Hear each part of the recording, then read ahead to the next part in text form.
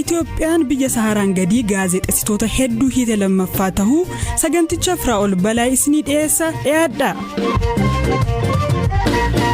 Sagantaan nyaata addunyaa WFP mankuusawwan isaa magaalota Dasee fi Kombolchaa turan finciltoota TPLF'n waan saamamaniif deeggarsa nyaataa kennuu addaan kutuu beeksise. Dubbii himaan dhaabbata biyyoota gamtoomanii akka himanitti finciltoonni mankuusawwan kana yoo saaman hojjettoota dhaabbatichatti qawwee itti laggoomaniiti jedhan. Hamza Hussein. In Ethiopia, our humanitarian colleagues tell us that a large quantity of humanitarian food supplies, including nutritional items for malnourishment. Jaarmiyaalee idil addunyaa namoota sababa waraana waliinii Itoophiyaan miidhaman gargaaran keessaa akka ta'e sagantaan nyaata addunyaa mankuusaawwan haleelaman kunneen keessa ka ture nyaata madaalawaa daa'imman hanqina nyaataan miidhamaniif oolu dabalate kuusaan nyaataa guddaan jalaa saamamuu hime.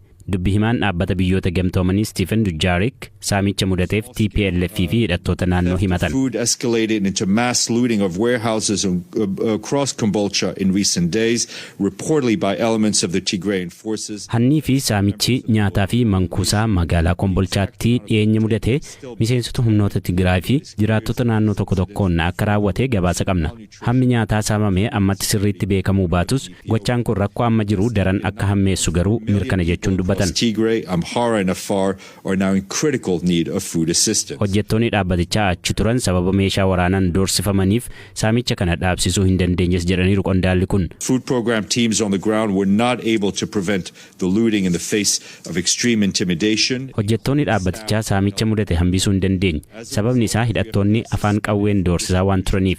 Kun hundi kan irra ga'e yeroo isaan Dasee fi Kombolchaatti deeggarsa raabsaa turanidha.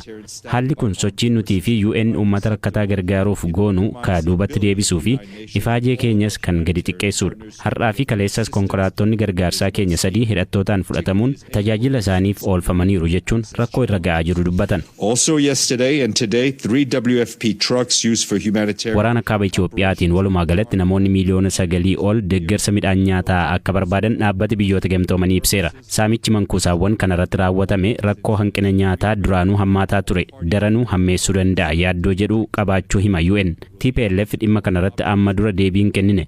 Himataawwan wal fakkaataa amma dura irratti ka'aa turan garuu ni waakkata. Magaalota dhiyeenya to'annoo mootummaa jalatti deebi'an keessatti finciltoonni hospitaalota dabalatee misoomawwan bu'uuraa hedduu barbadeessuu miidiyaaleen biyya keessaa gabaasaa jiru. Keessaahuu mootummaan naannoo Affaar waraana kanaan daran miidhamuu himata. Hoogganaan biiroo fayyaa naannoo Affaar obbo Yaasin Habib bu'uuraaleen misooma fayyaa waraana TPLF'n barbadaa'uun damee fayyaa akkaan laaffiseera jedhan. ሙሉ ለሙሉ በሚባል ደረጃ አንድ ሆስፒታል ከ60 በላይ ጤና ተቋማትን ነው እንግዲህ ሙሉ ለሙሉ ዲስትሮይ ያደረጉት እና አጠቃላይ ጤና ጃርሚያሌ ፈያ ጉቱማatti sadarkaa jedhamuun barbadeessan hospitaala tokkoo fi walumaa galatti dhaabbileen fayyaa 60 caalan guutummaatti barbadeessanii deeman. Waliigalatti damee fayyaa fi sirna kenniinsa fayyaa ajjeesanii deeman. Buufataalee fayyaa 17 hospitaala tokko kellaawwan fayyaa 42 ta'an balleessan. Marfee tokko osoo hin hambisiin meeshaalee fayyaa saamanii deeman. Yeroo ammaa tajaajila fayyaa kennuun baay'ee rakkisaadha. Sirni fayyaa bututeera. Keessattuu buqqaatotaa fi daa'imman akkaan miidhamaa jiru. Hawaasa diigame bakkatti deebisuun mataan isaa qormaata guddaadha. ከዛ በተረፈ ደግሞ የህፃናት ስነ ምግብ በጣም አደገኛ ሁኔታ ውስጥ ነው ያለው። አሁንም እነሱን ወደ ቦታ ለመመለስ ወጣት ስራ አይደለም. Sagantaan nyaata addunyaa ibsa torbee dura baaseen naannolee Amaaraa, Afaarii fi Tigraay keessatti namoota deeggarsa barbaadan miliyoona 9.4 keessaa 80 jechuunis miliyoona 7.8 kata'an sababa waraanaatiin iddoo deeggarsa qaqqabsiisuun rakkisaa ta'e keessa jiru jedhe. Lakkoofsi namoota deeggarsa barbaadanii naannoo Amaaraa keessatti akkaan dabaluu ka hime dhaabbatichi wayita amma naannicha keessa namoonni deeggarsa barbaadan miliyoona 3.7 gahuu hime. UN'tti bakka bu'aa Itoophiyaa kan ta'an ambaasaaddar Taayyee Asqasillaasee mankuusaan sagantaa nyaata addunyaa Kombolchaatti kan saamame TPLF'n ta'uu himanii saamicha mudateef jiraattota naannoo himachuun garuu ta'e jedhanii kanneen miidhamaa jiran yakkuudha jedhan. Humnoonni TPLF konkolaattota fe'umsaa 1,110 ugguranii waraanaaf dhimma ba'aa otoo itti jiranii har'a dubbii himaan UN konkolaattonni 3 humnoota mootummaan qabaman jedhee himachuun dubbii haqa jallisee ta'uu eeran.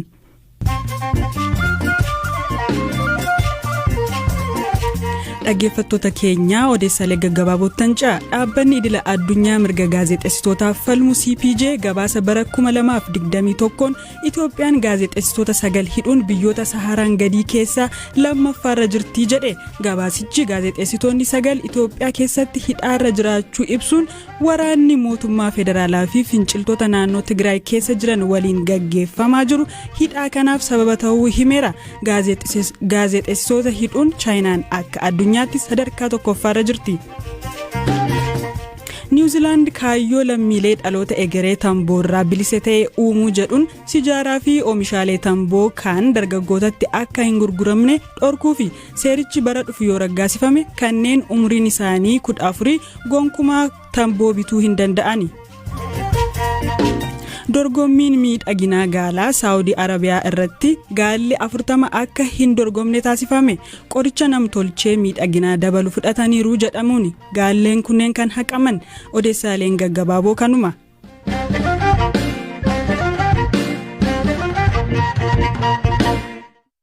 UAE, Turkey, Iran. Gaanfa Afrikaatti ergamaan addaa US Jeffrey Feltman dhimma Itoophiyaa irratti mari'achuuf gara United Arab Emirates, UAE, Turkey fi Masrii har'aa qabee imalu. Dubbii himaan waajjira dhimma alaa Ameerikaa Ned Price ibsa roobii kennaniin mootummaan Ameerikaa lola kanaaf tarkaanfiin waraanaa furmaata hin ta'u jedhee akka amanu yaadachiisan. Ergamni ambaasaaddarichaas waraana kana dhaabsisuuf dippiloomaasii furmaata isa duraa dhumaa fi isa qofa tahee gochuun qaamoleen wal waraanan haal duree tokko malee dhukaasa dhaabuun garaagarummaa isaanii mariin akka furan taasisuudha jedhan. Jeffrey Feltman biyyoota kunneen waliin mari'achuuf maaliif filatanii jechuun siyaasaa fi dhimma nageenyaa baha Afrikaa kan qoratan Dr. Awwal Aloo gaafadheen ture. UAE, Turkey, Iran yeroo ammaa kanatti mootummaa Itoophiyaa wajjin walquunnamtii adda addaa qabanii Chaayinaas dabalate. Keessattiyyuu rakkoo tasgabbii fi nageenyaa wajjin wal qabateetiin at least waggaa dabre kana eega waraanni Tigraay wajjin eegalame biyyoonni kunniin mootummaa Itoophiyaatiin gargaarsa adda addaa gochaa jiranii odeeffannoo jedhutu jira. Kun immoo odeeffannoo qabatama qabuudha.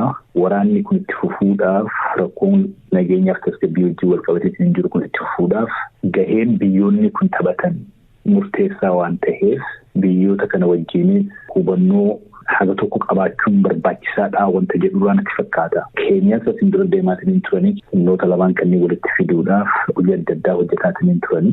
Kanaaf mootummaa keenyaa wajjinis hariiroo akkasii qabaachuun isaa wajjin haasa'uun barbaachisummaa multilateral relationship irratti rakkoo kana hiikuudhaaf kaa'aatiin jiran mootii sanatti fakkaata. Biyyoota kunneen wajjiniin mari'achuun dhugumaan bu'aa dippiloomaasii ni fida. Walumaa galatti immoo bu'aa akkas jedhamu kan murteessaa ta'e fiduu danda'a jettanii yaadduusin? Biyyoonni amma maqaa dhoofne kunniin karaa adda addaatiin gahee adda addaa taphataatiin hin jiran. Meeshaa waraanaa fakkeenyaaf mootummaadhaaf dhiyeessaatiin hin jiranii. Akkasumas Ameerikaan yeroo dheeraadhaaf dhiibbaa adda addaa mootummaa Itoophiyaa irrattis warra Tigraay irrattis godhaatiin hin turan jiranii. Rakkoon kun karaa nagahaatiin haa hiikamu hooqa jedhamu taate dhiibbaan mootummaan Ameerikaa akka mootummaa tokkotti godhu mootummaa Itoophiyaatii fi warra Tigraay qofa irratti osoo hin taane humnoota naannoo jiran kana akka waraana kana karaa adda addaatiin gargaaraatiin jiran kana irrattis dhiibbaa qabaachuu qaba. So dippiloomaasiin akka hojjetu humnoonni lamaan kunniin mootummaa Itoophiyaatiif Tigraay jechuudha. Gadi taa'aniitiin mari'ataniitiin karaa nagahaatiin haasa'aa rakkoo kana hiikuudhaaf qophii ta'uu qaban. Kunniin ammoo rakkoo fi ilaalchi gara waraana kanaa jalqabayyuu geesse rakkoo karaa nagahaatiin hiikamuu miti jedhaniitiin wanta yaadanii fi gara waraanatti jiranii ammas ilaalchi jiru karaa waraanaatiin hinjifanneetiin rakkoo kana furraa wanta jedhutu jira karaa lachuun jechuudha. Hagammaas dhiibbaa adda addaa irratti godhamaatiin ture reejistii godhaniitiin turaniitiin jiranii ammas yoo mootummoonni addunyaa dhiibbaa humnoonni kun reejistii gochuu hin dandeenye irratti godhaniitiin dhiibbamaan gara nagahaa fidan malee fedhii isaaniitiin gara marii wanta dhufan hin fakkaatu wanta ilmaan dura mul'atees waan san deeggaru hin fakkaatu. Kanaaf mootummaan Ameerikaa dhiibbaa adda addaa godhaatiin jiranii akkaan ilaalutti warri Tigraay kaluu kana lafaas hin dura qabatanii turan keessaa bahuun isaanis gara tokko kan mul'isu haasawaa fi marii wahii akka jirudha. Kun ammoo gara duubaatti akka hin deebine humnoota amma mootummaa Itoophiyaa gargaaraa jiran kanas hundiniyyuu wal hubannoo tokko akka qabaatu humnoota influensii irratti qaban isaanis dhiibbaa akka godhanii fi wanti kun karaa nagaatiin akka xumatuudha natti fakkaata ilaalchi isaanii. Ultimately kun hin ta'amoo hin ta'uu kan jedhu kan murtaa'u waan adda addaarratti waan hedduurratti tokkoffaa humnoonni lafarratti wal waraanaatiin jiran kunniin waan amma itti deemaatiin jiru kan akkamitti ilaalanii wanti jedhu murteessaadha. Yaani araaraa kan dhiyaate kun bu'aa nu qabaachuu danda'a. Wal amanuu ammoo dandeenya. Yookaan waliin amanne taate gaarantiin waliigalteen kun irra ooluudhaaf jiru maa'inni eenyufaatu gaarantii godha wanta jedhutti murtaa'aa jechuudha. Osoo waliigaltee sanirra hin gahanin waan dursineetiin danda'amuu hin danda'u wanta jedhu irratti mootummaan gosutti definitively haasa'uu hin dandeenyu garuu mootummaan Ameerikaa humna qabaniin qabeenya qabaniin influensii biyyoota irratti gochuu danda'an kana itti fayyadamaniitiin yoo dhiibbaa gahaa kan godhan taate humnoota kanneen gara marii akka dhufan gochuu waan danda'an natti fakkaata.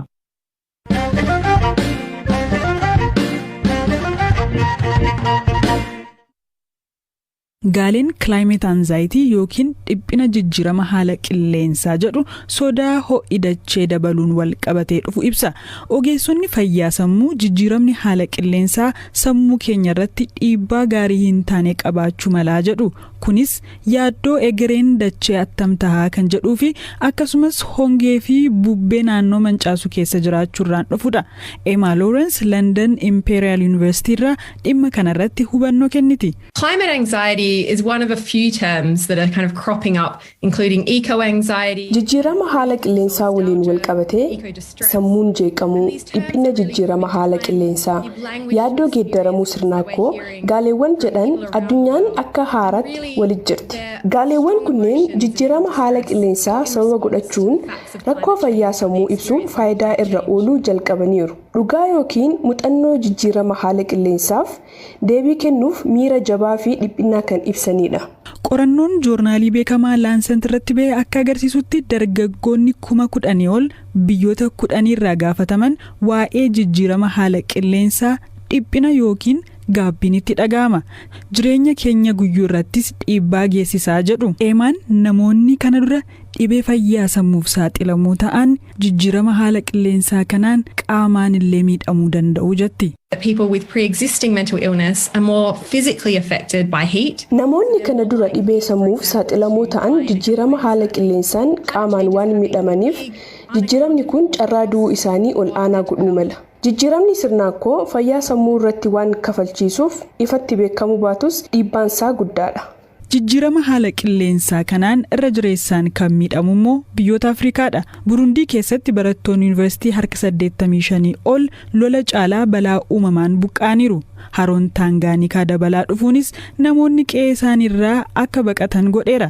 Rogeessi jijjiirama haala qilleensaa Burundii Emmanuel Niyoyaa Bikoze akka dhuunfaatti balaan uumamaa dhiibbaa isarra geessise dubbata.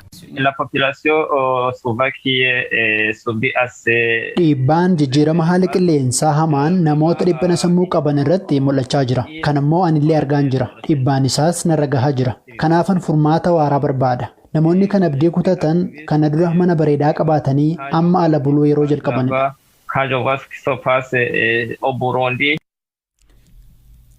Dhaggeeffattoota keenya kan har'aaf qabannee goolabnee jirra boor walitti dachaana gaaritti